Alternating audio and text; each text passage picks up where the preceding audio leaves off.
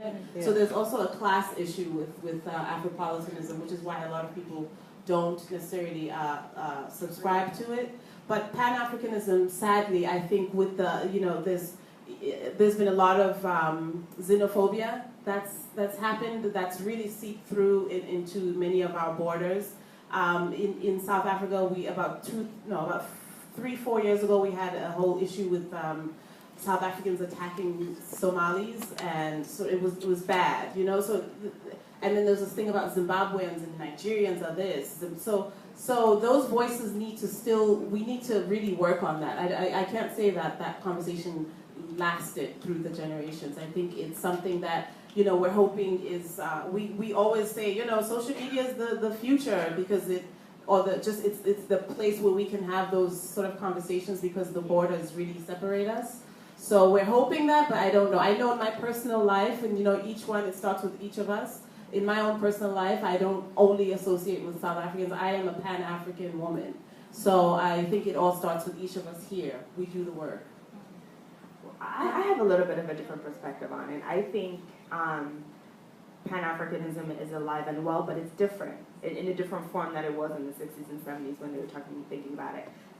So I actually have a day job where I work for a hedge fund, and I work in investor relations, and emerging markets like Nigeria. So Nigeria is the biggest economy in West Africa right now, and then South Africa is number 2. So and all everyone can talk about is investing there, through be it fashion fair. I heard is trying to make a comeback there. Or oil or many different kinds of products. So now that's number 1. Number 2, African businesses and African people are talking about, we're not going to sit and wait for the West or the World Bank to give us money.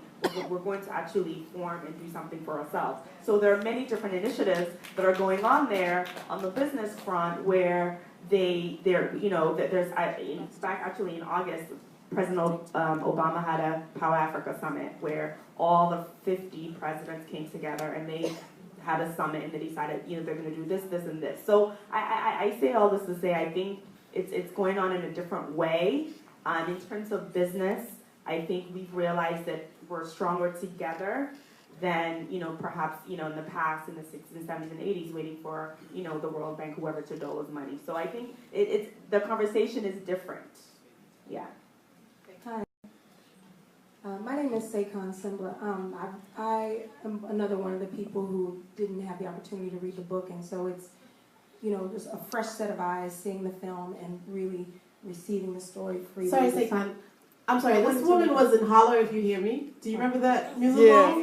Yeah. She's acting like she's a nobody. Yeah. She's a Broadway, she was in Motown, the musical. She's an amazing actress. Hi, guys. Yes, I'm Bella. Yes. Hi, everybody. Thank you. About the film, though, I just wanted to know, where can we tell people to go and see it? I keep hearing about it at festivals. I keep hearing about it at various events. But has it gotten? Forgive me if I'm ignorant. Has it gotten distribution yet? It's on DVD. It's on DVD now. Okay. It had a very limited release. Okay. In the spring, in May, it came out. Okay. And I think it was on Stars or Centric, like maybe in the last 2-3 weeks. Yeah, it was on It BET. played on one of the cable networks recently. Well, it was wonderful, and I was so happy. Definitely read the book and read I other will. Yolanda works too. I will, for sure. Things like that. Thank you.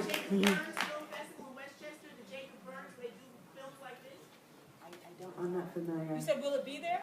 Yes, the Jacob Burns. Maybe you should call there and ask them if they do film. You should call there and ask them to bring it.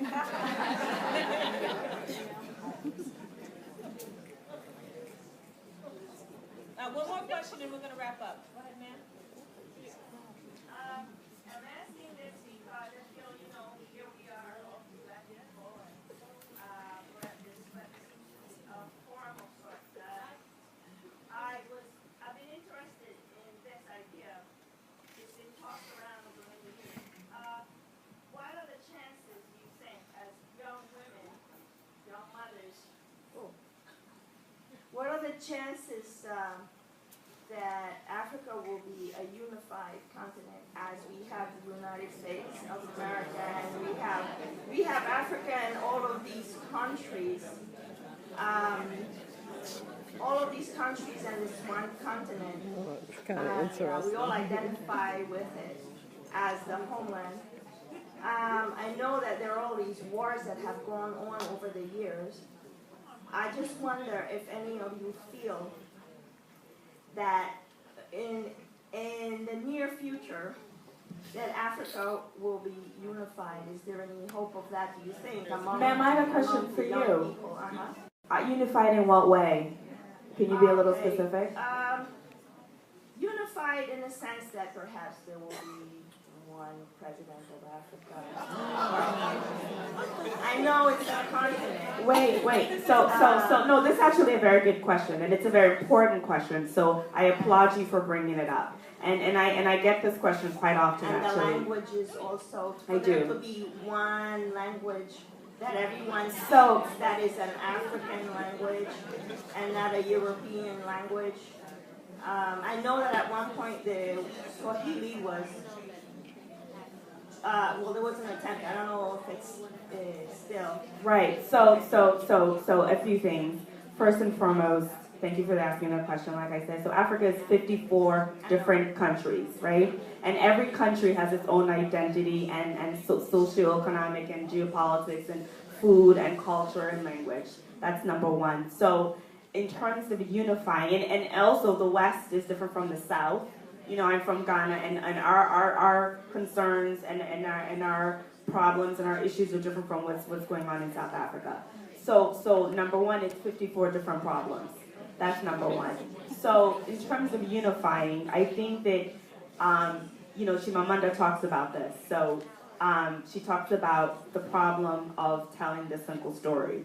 And for many years, I think people think of Africa as this place I mentioned earlier where, it's just sort of desolate and nothing going on, and it's war and it's sad. And actually, to be honest, it's not. It's all those things are there, right? And there are people that as my colleague said, are thriving and are successful and they're geopolitical. So we're doing well, we're doing okay. In 20 years, Nigeria is going to be one of the best, countries in the world, population-wise, economy-wise. So I think what people have to understand is that, Africa is rising. It's not the dark continent. There's so many amazing, positive things. If we're unifying, and by the way we're unifying and coming together as a power to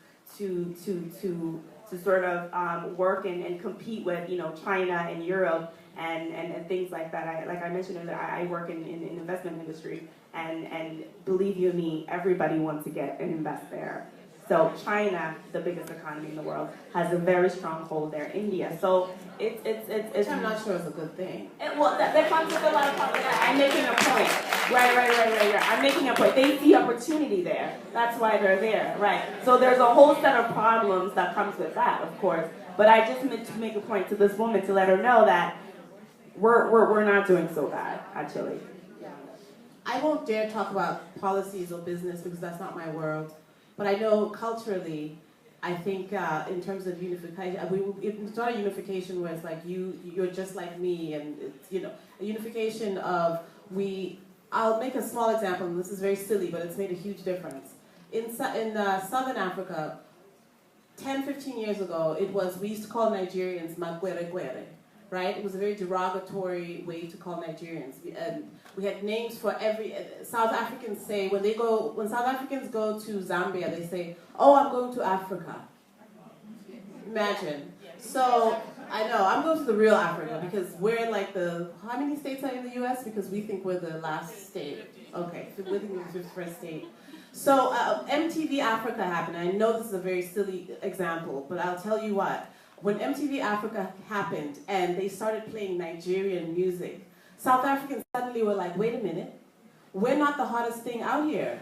Look at how these people dance. Look at the way Nigerians have been able to own their own businesses, how Nigerians have a Diddy mentality, they call it. They do for themselves. We've been under sort of white oppression for so long, we didn't know what it was like to have that. Nigerians have, they create their own businesses, they just they thrive. So now there's a cultural, there's a conversation happening between Nigerians and South Africans that had never happened 10, 15 years ago. But something as small as an MTV coming and showing us ourselves from the other side, it changed everything. Now you get South African artists trying to be like Nigerian artists trying to be like Kenyan artists trying to be like Moroccan artists. So these conversations are happening, and I know, like I said, MTV is not the greatest example, but there are conversations happening now. We're more open to each other, and I can only speak on the cultural space, but I know that we are unifying slowly in that space.